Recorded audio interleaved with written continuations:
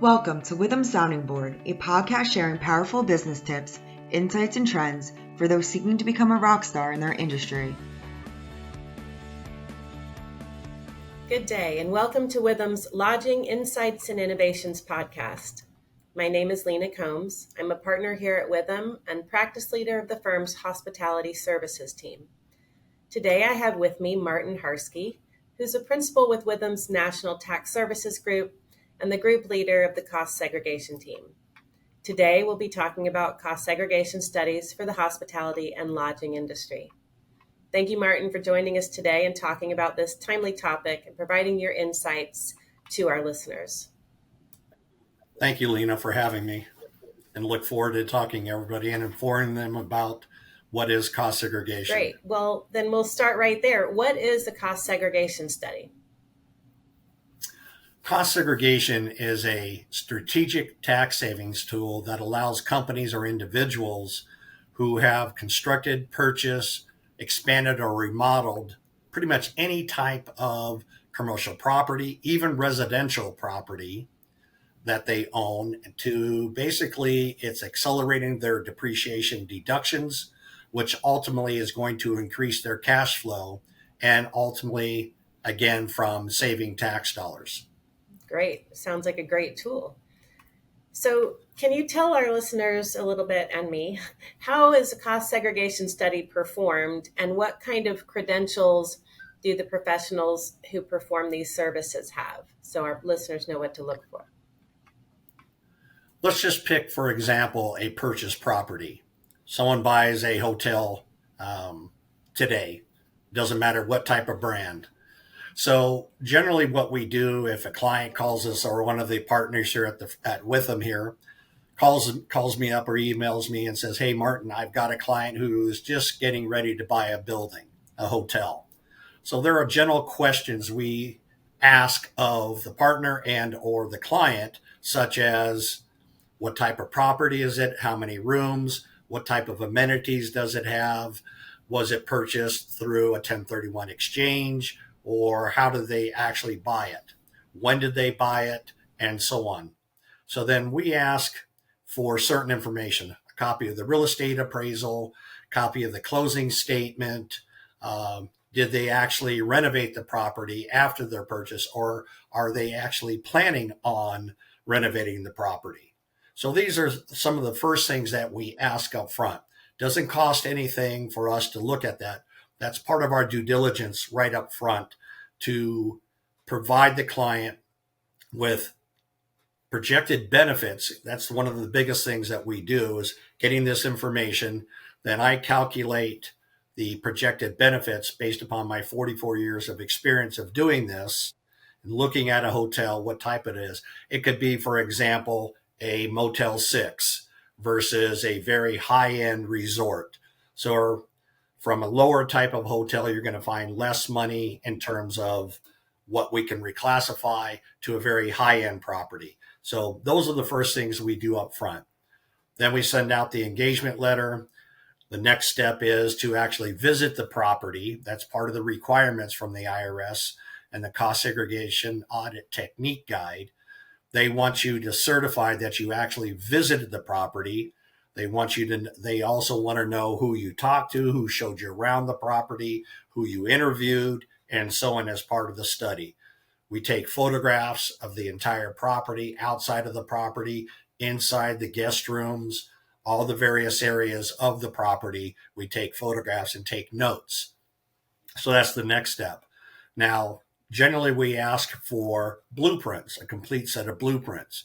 So our engineering team will then analyze the plans and estimate all the various costs for that and breaking it out into the various tax lives. It could be a 5-year life, 7-year life, 15-year life versus 39 years. So again, going back to the original question, that's the premise of it. So these 4 buckets that we just talked about is the identification of the various assets, segregating them out of the building life, which is 39 years, and moving it down to the short tax lives, which allows us to accelerate the depreciation deduction for the client. Great. The type of credentials. generally anybody who has been in the industry that has construction background, appraisal background, um, architect, engineers, these type of backgrounds can do a actual cost segregation study. There is no physical requirement from the IRS, and inside the audit technique guide, they do talk about this, their credentials. So again, if someone has construction background, if someone has engineering background, appraisal background that are very familiar with real estate, they can do studies. Great. And so we talked a little bit about the tax benefits of the study. So really that's so that an owner can accelerate the tax deductions related to depreciation. Correct. And as of course, as bonus depreciation is reducing, that might be a little bit less depending on any tax law changes going forward, but certainly a favorable outcome to get those deductions sooner. Right. So when is the ideal time to have a cost segregation study performed? Or we talked about when someone buys or constructs a new building. Clearly, that would probably be the most ideal time. But how long do you have to do that? How long would you have to have the study done? Well, again, you can go backwards 20, 25 years pretty much on a property. It's called a look back study, and you can go backwards. You don't have to amend a tax return. That's the beauty of this. So you have two sides of this of cost segregation. Something that was placed in service in the current tax year and something that maybe has been placed in service 2, 3, 4, 5, 10, 15, 20 years. Now, the look back studies, again, you're not filing an amended return. What the IRS is allowing you to do, it's called a form, you're basically doing a 481 adjustment, filing a form 3115, which allows you to recapture, in essence, all the understated depreciation from the prior tax years and bring it forward to your current tax return.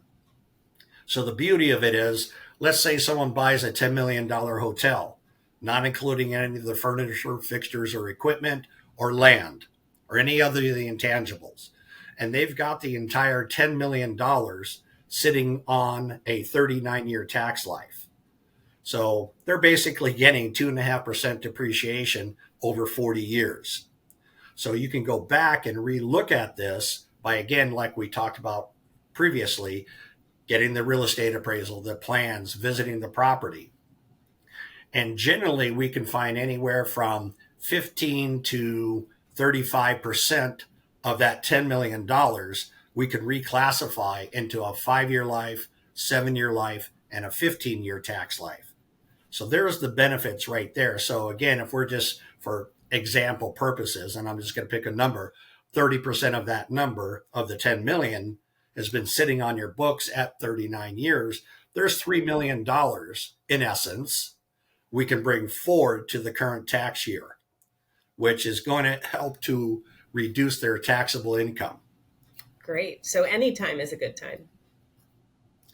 Well, you're absolutely right. So if we know someone's getting ready to construct a property, we want to try to get involved with the project when they're building the property so that we can ask the client and the contractor to provide us certain information up front.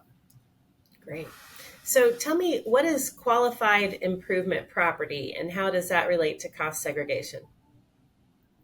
Okay.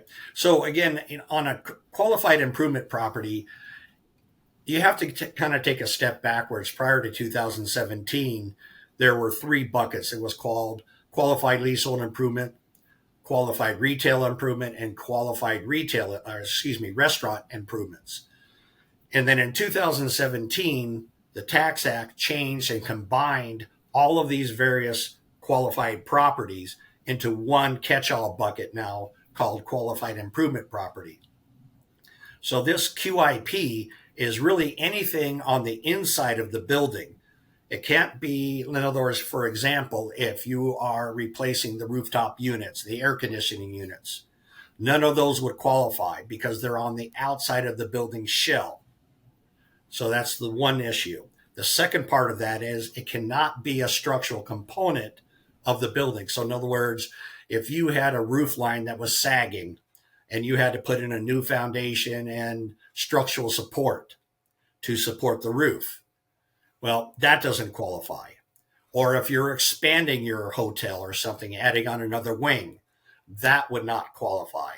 So again, if you're going into your hotel and pulling out all the bathroom fixtures, pulling tubs out and replacing them with showers, and all the bathroom fixtures and the hard tile inside the guest rooms, and you're replacing it with new fixtures, new painting, uh, new tile, that would qualify as QIP, which is a 15-year tax life, not a 39-year tax life.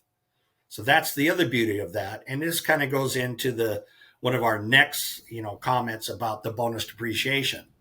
Anything that has a 20-year tax life or less does qualify for bonus depreciation.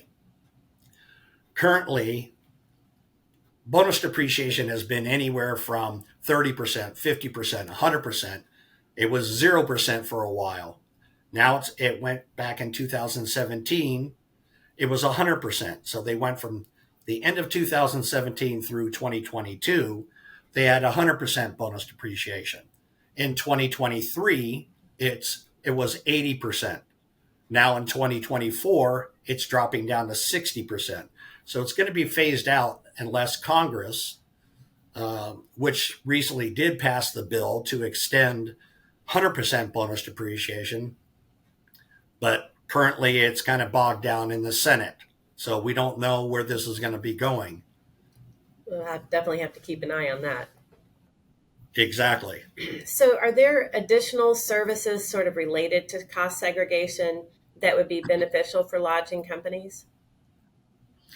There definitely would. So again, if you're going to back and retrofit your hotel, there is something else called Section 179D. It's an energy efficiency deduction study, wherein you go in and analyze all the mechanical equipment, like your PTAC units inside of a hotel, if they're energy efficient.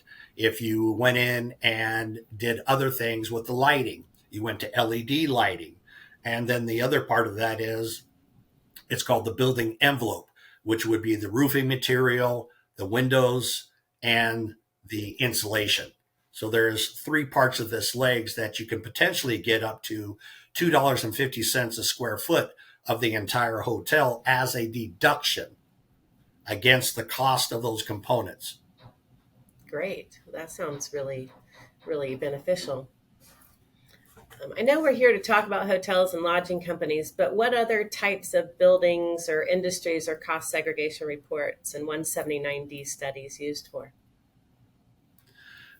It's pretty much across the board. Apartment complexes, retail centers, car dealerships, hotels, and of course, hotels, motels, golf courses. There's pretty much anything that is rental property you can get. Again, if you have duplexes, if you have like I said, the apartment complex. So it's across the board that you can get these savings and do these studies on. Great. So lots of people are eligible. Right. Awesome. Well, I really appreciate your wisdom today and your insights talking about cost segregation studies and some of the ancillary services around there to provide tax benefits to hotel and lodging companies. That was really insightful. Appreciate your time. Thank you, Lena, for having me. If you have any questions about today's podcast, please reach out to us at www.witham.com/hospitality.